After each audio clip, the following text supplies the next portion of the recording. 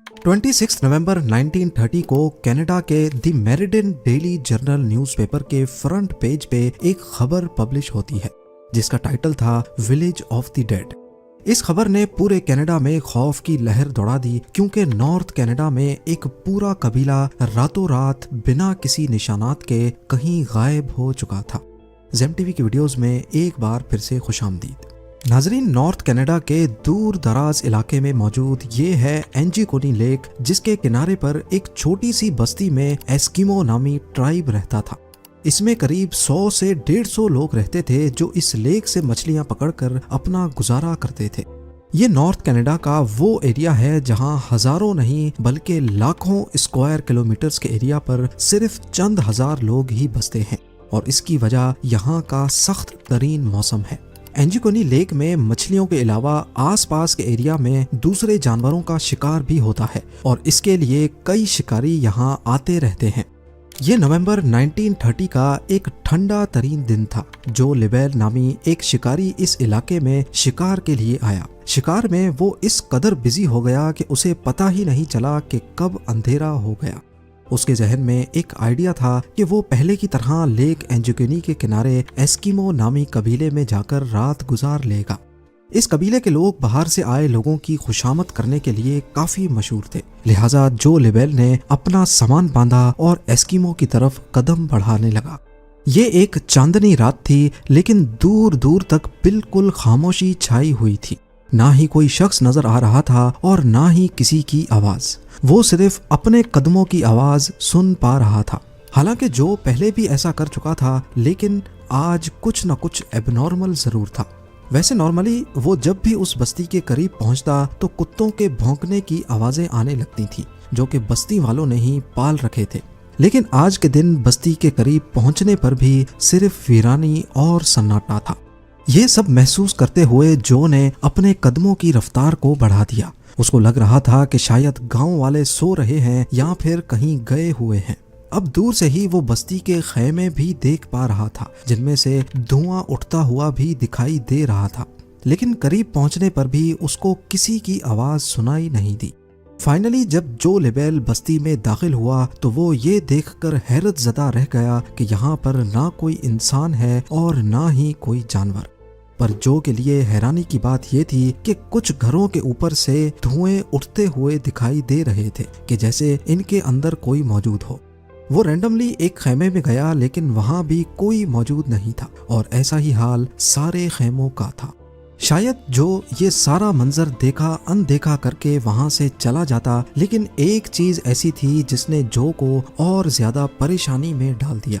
कुछ घरों में खाना पकाने वाले बर्तन चूल्हे के ऊपर मौजूद थे, लेकिन उनमें खाना जल चुका था। यानी किसी ने रात के लिए खाना बनाने के लिए रखा तो था, मगर वो खा ना सके। यहाँ तक के बस्ती की औरतें जो कपड़े सिलाई करती थीं, वो कपड़े भी वहाँ मौजूद थे और सुई में धागा भी डला हुआ था। ऐसा मालूम हो रहा था कि शायद बस्ती के लोग अचानक ही यहाँ से गए हैं, पर आखिर गए कहाँ?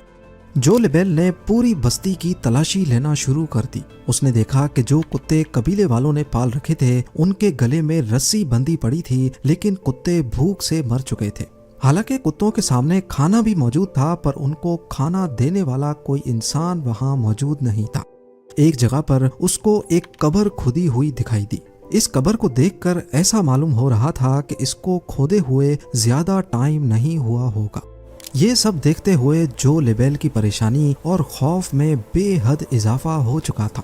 वो रात के वक्त अकेला ये सारा मंजर देखकर काफी घबरा चुका था। यहाँ के लोग जब कहीं भी जाते हैं तो अपने साथ अपने कुत्ते जरूर रखते हैं, लेकिन ये सब देखकर ऐसा मालूम हो रहा था कि शायद यहाँ कुछ अजीब हुआ है। कोई ऐसी अनहोनी हुई है जिसने लोगों को अचानक से कहीं जाने पर मजबूर कर दिया है।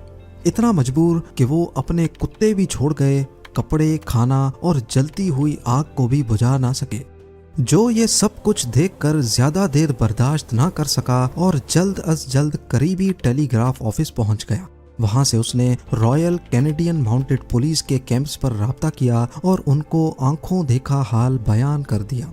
पुलिस जब गांव में पहुंची तो जो लिबेल ने जो कुछ बताया था वो सच साबित हुआ। पुलिस को शक हुआ कि शायद यहाँ किसी ने हमला किया है और बस्ती के सारे लोगों को मार दिया है। लेकिन अगर ऐसा होता तो बस्ती में कहीं तो खून के निशानात मिलते। खून ना मिलता तो मार धाड़ की वजह से कुछ सामान ही बिखरा होता।